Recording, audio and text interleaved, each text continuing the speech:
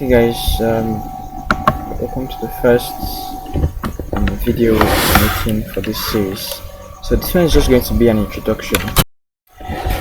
If we have more participation, then we're going to prolong the series, but if participation is not actually that much, then most likely we'll just shorten things. Okay. So first we are going to start. Okay, I'm not actually going to start the program, writing the program in this video, but I just want to bring an introduction to what neural networks are and what we're going to be learning in this series.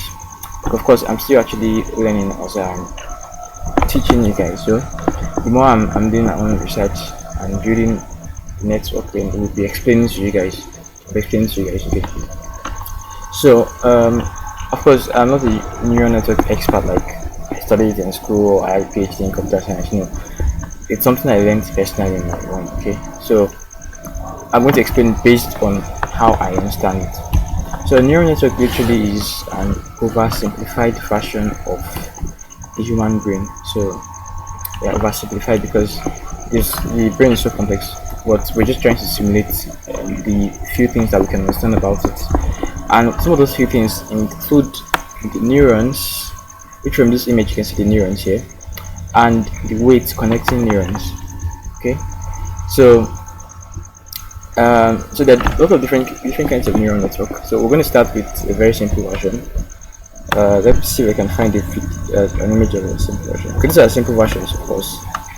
And okay, the simplest that you can ever see is the XOR neural network, something like this.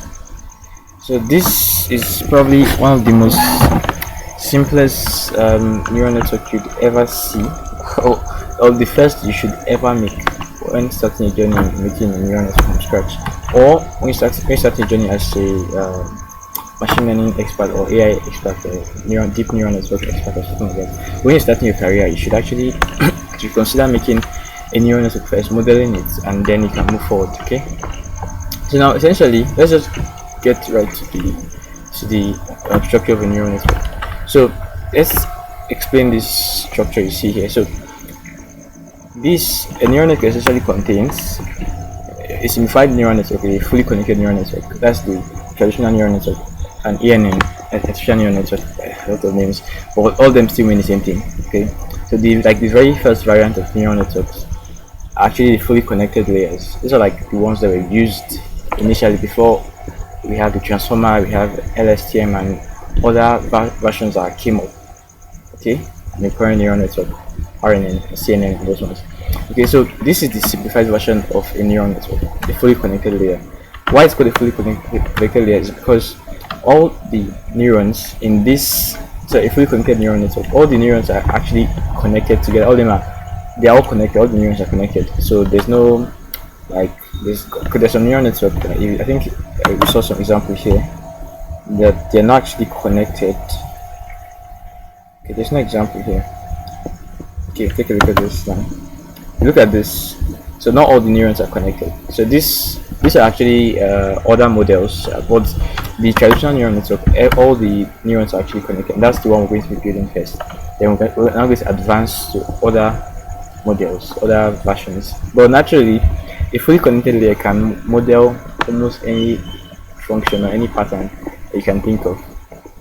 Yeah, if it comes to a mathematical equation or sentiment analysis, a fully connected layer can actually do those things. Okay, so that's what we're going to be building. Alright, so for this XOR neural network, it has two input neurons. So I'm sure most of you must have know about the XOR dataset. Yeah, okay, here's an example of it. So you have so let's click on this one.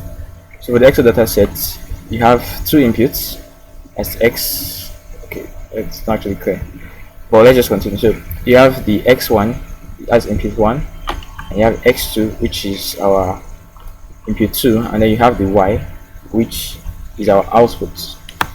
Okay, so now the data sets include the first neuron has an input of 0, second neuron has an input of 0, and then the output is actually 0. And then for the second data set, the first neuron has input of 0, second has 1, and then the result is 1. So for the third data set, the first neuron has 1, the second has 0, and then the result is 1, and then the last 1, 1, 0.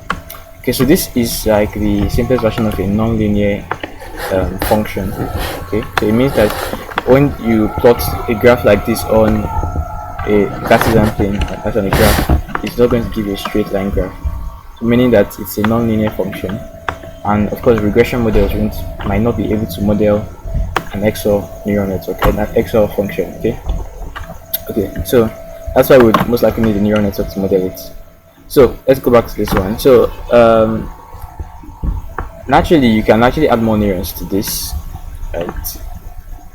But I'm not really good at teaching, but let me try to explain as much as I can. Okay, so what happens in this image you're seeing? So this represents input 1, that's x1. This represents input 2, that's x2 here. So this is our input layer. As I said earlier, a neural network contains an input layer, a hidden layer, and an output layer. Okay, so the input layer, for a fully connected neural network, the input layer is usually fixed and the output layer is usually fixed. But when we get to recurrence, then that's when you can have the size of it can vary. That's when you're talking about the likes of ChatGPT, right? But ChatGPT is a transformer model, but don't worry, don't think about that one. But those advanced models, they don't have a fixed input layer. But for this one we're learning, it has a fixed input layer. Okay, so this is an input layer contains neurons. Okay, neurons. So it's just like our brain. You have perceptrons, I think, that receive you have the neurons. Okay, you have the stuff in your body that receives signal, maybe when you touch something, and then that's like an input, and then that sends it to your brain, and then it's like your brain contains a dense layer of neurons interconnected together, and then that input signal just passes through all those neurons. That signal from here passes through this layer, and then now comes out here. These are outputs. Now make a decision. Okay, what do we think about what just happened? Okay, so that's actually how it works. The same way someone just asks you what's 1 plus 1, you don't actually have to do 1 plus 1. You already know that it's 2. That's actually how it is for AIs and neural networks. So when you train a neural network on something, it's already just like it just knows the answer. It doesn't have to do any form of, if it's a function like a mathematical function you're training, it doesn't have to apply that mathematical function. It has already learned everything about it. Okay, so it just knows that the answer, when it sees an input of this, then it knows this is what it should bring out because it has been trained. Okay, so our input, the input signal is going to, okay, so the input layer has two neurons here for the XOR neural network, because from the function you can see it has an x1 and an x2. Okay, so now what happens here is these lines you see here are actually the weights, but when you write them in a program you don't actually see the line because the program is a virtual simulation of something. Okay, so these weights, these lines are called the weights, and these weights actually are assigned some sort of a number. It's usually in decimals. Okay, so this numbers actually represents the strength of the connection between two neurons. So you look at here, a single neuron here is connected to the two neurons in the hidden layer. So a weight connecting both of them here and connecting these ones here. Okay, so now of course let me just say this now. When it comes to neural network, everything is all about calculation. So the AI doesn't actually take in a character or a string, but it just takes in numbers. So everything has to do with numbers, and that's what makes it amazing. Okay, but let's not talk about that now. So now for the very simple version of a neural network, so this input here is connected to all the neurons in the hidden layer, right?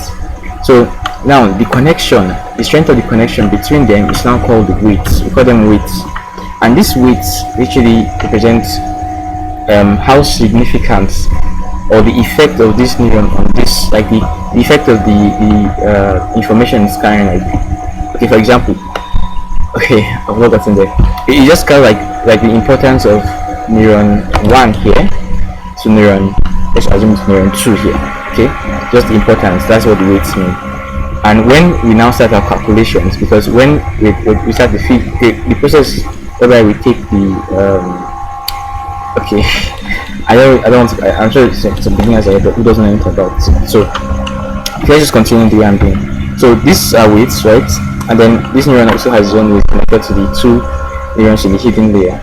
Alright, so now the process whereby we transport the input signal from here, this is where we manually input our own values. Okay, the inputs could be in advanced neural networks, it could be text, to be you asking ChatGPT a question, right? So that's actually where the input is coming in from this point here.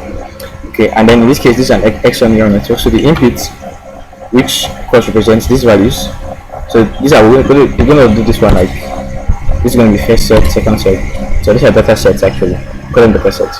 So for the first data set, which is 00, so the process of transporting the signal from here to here is actually called the feed forward. Okay, feed forward. So feed forward essentially means you multiplying the value of your neuron here by the value of the weight here, and like transporting that value to this side here. Right? Okay. This, let's say this has 0 now. Okay, and then okay, let's say each neurons in this case are also like they're like processing points, like they're like point of they're like functions which process value and just transport. So they process and transport. That's the work of the hidden layer, to just process and transport until they get to the output layer. They don't actually store values. They don't have to store values. Okay, so when we talk about they actually have their own. There's something called bias. We'll talk about that later. So now, during the process of feed forward, the value of this neuron here is actually going to be multiplied by the weight connecting it to the next neuron, and then also like that value now goes here. Okay, now look at this connection now. The value of this neuron multiplied by this weight connecting. Remember, say that these lines actually represent the importance. They are just decimal values, 0.5, 0.6. They could actually even be greater than decimal values. Could be 1 point something. It could be any number actually. But they represent the importance of this neuron to this neuron here. Okay, so whatever value they take would influence it would call like influence effect of this neuron on this neuron here. So if this one is actually 0, it means this one is not passing anything here, because 0 times anything here is actually still 0. Okay, so for the feed forward, this is going to multiply this, and it's going to get here, and these guys, as I said, they are processing points, right? So once this multiplies this and comes here, it's actually going to be stored. Okay, it's going to be stored there, and then this multiplied this line, which is a decimal value weight, say 0.5, and then it's going to, now when it now comes here, it's going to be stored. So once if we have 3 neurons here, all of them are going to do that same thing, multiplied by the line connecting them, which is the decimal, and it's going to be stored here. So once they get here, once everyone has actually processed, has moved all the way here, we're now going to sum up all the inputs that came here at this point. So all the value that came from here to here, from here to here, we're going to add them up together at this point here. Okay, then let's talk about the bias. So each of these hidden layer here, this neuron, and any other all these guys in between the input and output, they all have something called bias. Even the output has a bias as well. Okay, so this bias is just a value that actually, maybe later in the next video we'll talk about bias, how it actually influence how it's actually used in line graph. And it's actually a kind of a graph representation. Okay, it's like it's a term used in graphs, right? I know you know about the straight line formula, which is y is equal to mx plus b, right? Where in that formula, m, which is the gradient, represents our weight. So this is also called gradient, but that is actually complicating things. But let's just forget about that for now. Okay, so this actually has some sort of number. So each of these has a number, which is also it's a random number. So initially, when you're creating a neural network, all of these are actually random numbers. So just assume any number you give to them. Okay, so that number is going to now add up to whatever came here. So this times this comes here and stores itself here, plus this times this. So the sum of this and this plus the bias, which is actually a residual value in this neuron. Okay, it doesn't actually go anywhere, it just stays here, and all it does is just adds up anything that adds up to any other thing that come here. So after this one has plus this, so it's going to add plus bias. Okay, then now we now have to introduce something called an activation function. So this activation function are actually what essentially makes this neural network learn. They are okay. Let's say let me say they are what makes it, but they are an essential part of making this neural network learn non-linear functions. Okay. So naturally, if we kind of are modeling a straight line graph like a straight, let's think of any straight line formula. Okay, so you're modeling a straight line formula, you might not need an activation function, but when we're talking about a non-linear neural network, you're going to need an activation function. So activation functions are literally functions that help our neural network learn non-linear functions. Okay, I suppose like that, or non-linear patterns. Let's call it like that. Functions that make our neural network learn non-linear patterns. So there are a bunch of them, which I'm not going to mention so that we don't get confused. But the activation function is now, so that whatever we now get here, that's this plus our bias, is now going to be passed into our activation function, which is now going to be the new value of this neuron. So get this times this plus this times this plus the bias that's residing here, then pass into activation function, and that gives us the value of this neuron. That's what neuron is managed to do. That's what, as I said, their processing point, right? So that value is now going to be passed to the next layer. Yes, next layer. Okay, so these are layers: input layer, hidden layer, output layer. So whatever value we get here, we're going to multiply by its weight here and pass it. Okay, so everything we did here is going to be the same thing that's going to be done here. This times this plus this times this plus the bias here. Okay, the neuron value times its weight, which is significance, plus this neuron value times its weight plus the bias that's residing here, then enter into an activation function which helps it introduce nonlinearity into the neural network, helps it learn nonlinear patterns like the XOR. So later we'll see the XOR graph. You see why we say it's nonlinear. Okay, and then that's the new value of this neural network. That's what is going to now pass to the next layer. Okay, so when it's now moving to this next layer, you just multiply. Now it's the exact same thing that's happening here. It's the same thing that will happen here, right? This times this plus this times this plus the bias here, then into an activation function. Okay, that is our feed forward. I tried as much as possible to explain it. I hope you guys understood that. So that is just a layman understanding of what's happening. Okay, now after we've gotten the value here, now we just did a feed forward, and that is not training, right? We haven't started training our neural network. So training essentially is introduced in the backpropagation. Backpropagation is now where the complexity comes in. And trust me, we are modeling this on a system. Just trying to model this alone, write this from scratch alone, so much stressful. Like, but don't worry, let's keep going. We'll get to the code in next video. Yeah, next video. Next video. I've already written the code, so we'll just explain and then maybe we write it again in another language.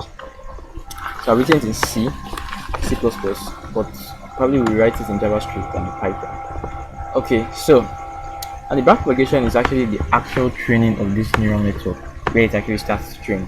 So the backpropagation essentially is we're just calculating the error of each neuron with respect to the output neuron. So how it all starts is this now. Remember that from this chart here, we have an input one, we have an output one, which represents this and this, and then we have an input one and an input two, presents this and this, and then we have an output which is going to present the value we're expecting this neuron to take. Right, so we're expecting that after we've done that, all these shits that we did here, and then added up the bias and everything, we did the activation function, and then we passed it here again. We're expecting this to have taken a value that was equal to this. Okay, for this first set, we're expecting that the value that should be here is 0. Nothing. If not 0, then this neural network hasn't learned. Okay, hasn't learned anything.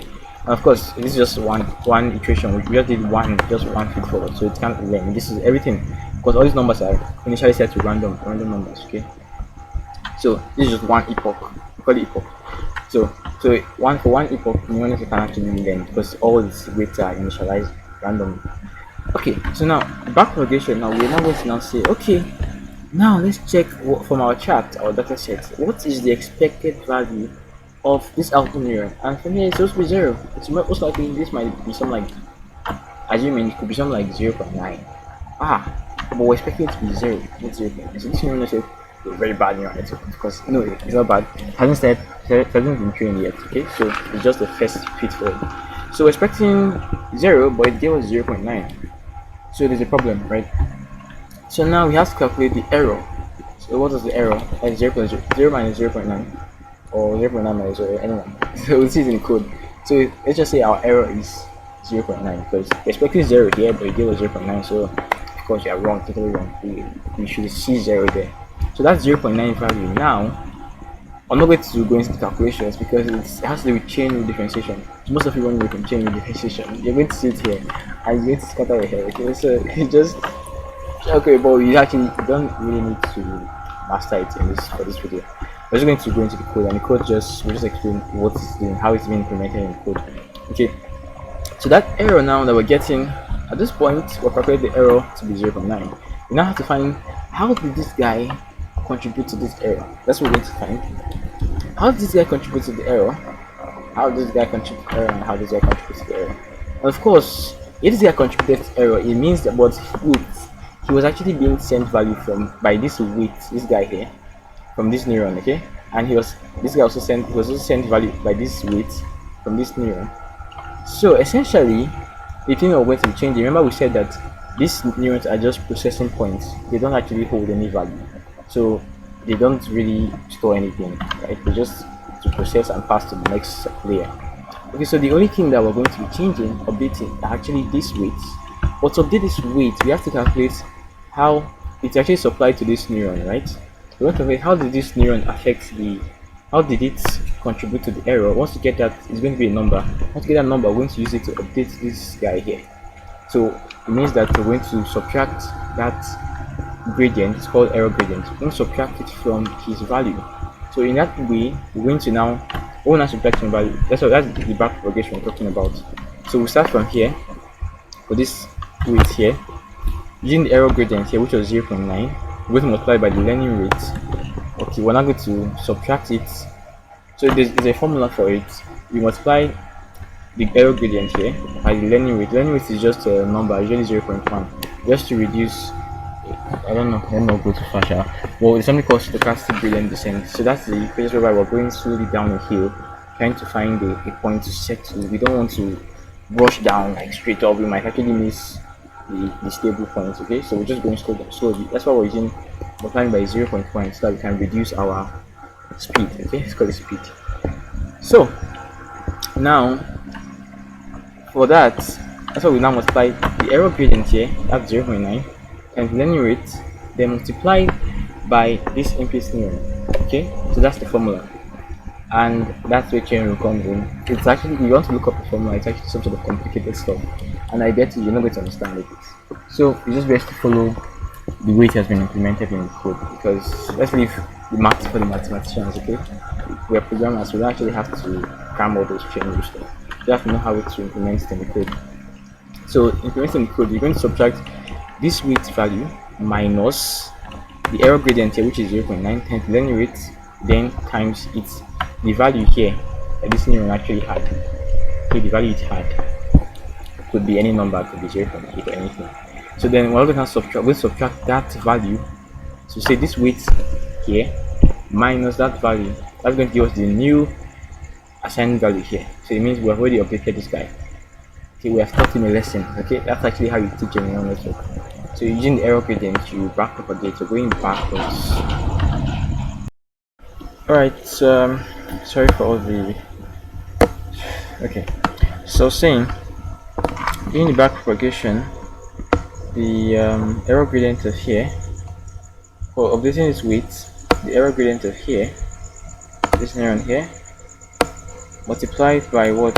Learning rate, which is going to be a number like 0.1, and multiplied by the value here, which of course in this case is 1.9, it could be anything, then subtracted from whatever was here initially. Okay, that's how we're going to update this guy.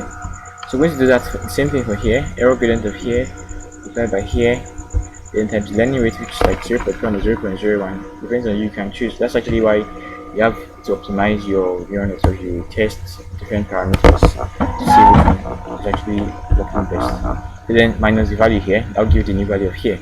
For the weight here, the error gradient of here, which we're going to calculate. So as I said, we're going to calculate the error gradient for each of these neurons here.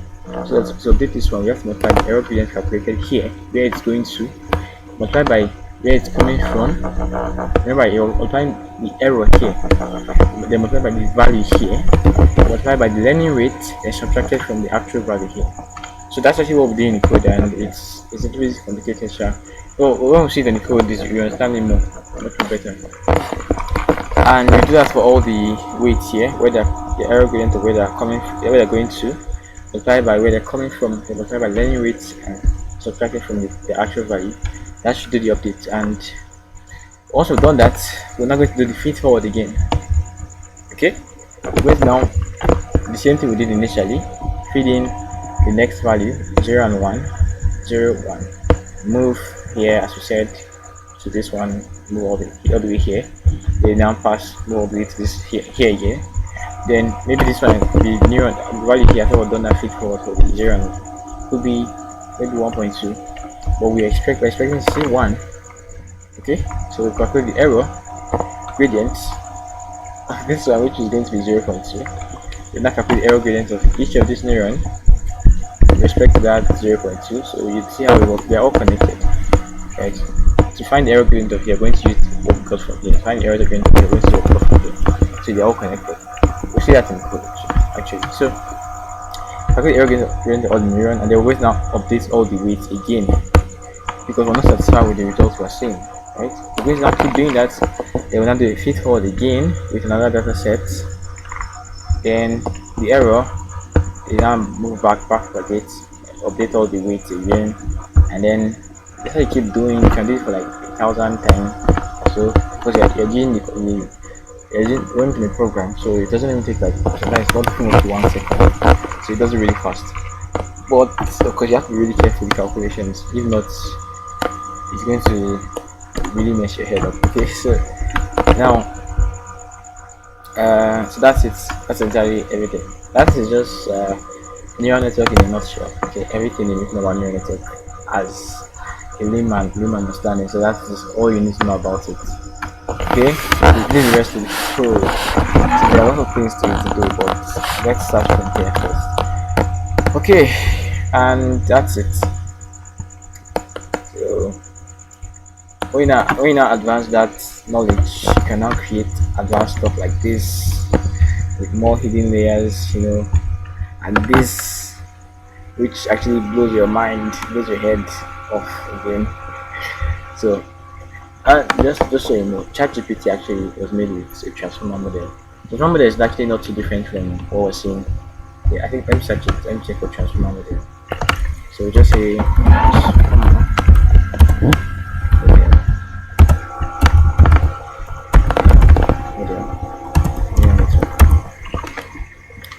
so okay, it's a little bit different, but the structure in the program is not so different. So there are still weights and there are still neurons. Okay, all right.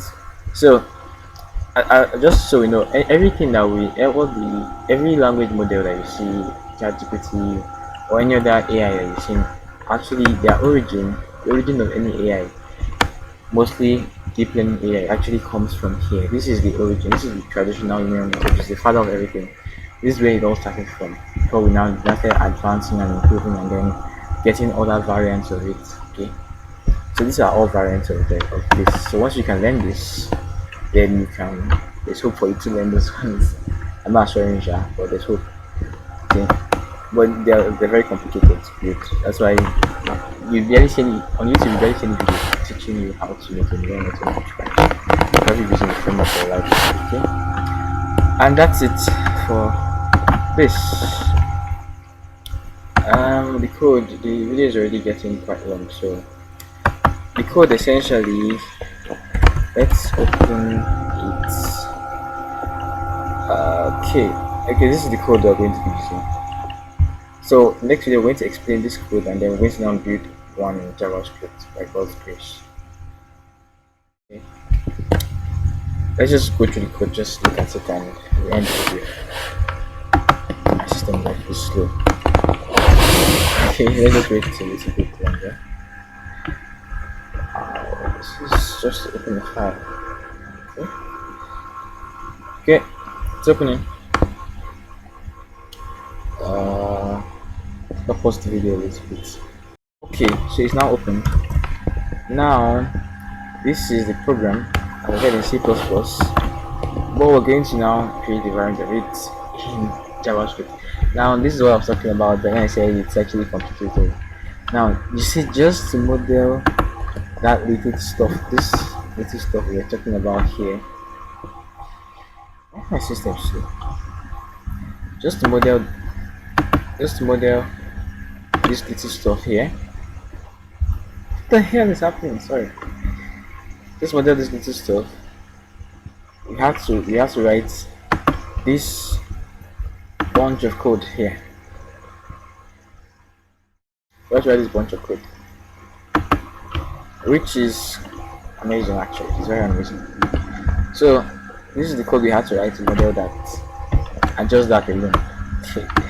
So this is our learning rate I was talking about. It could be 0.1, 0.01, and this is the input neurons. We set it 2 because we want 2 neurons. One we're estimating that one.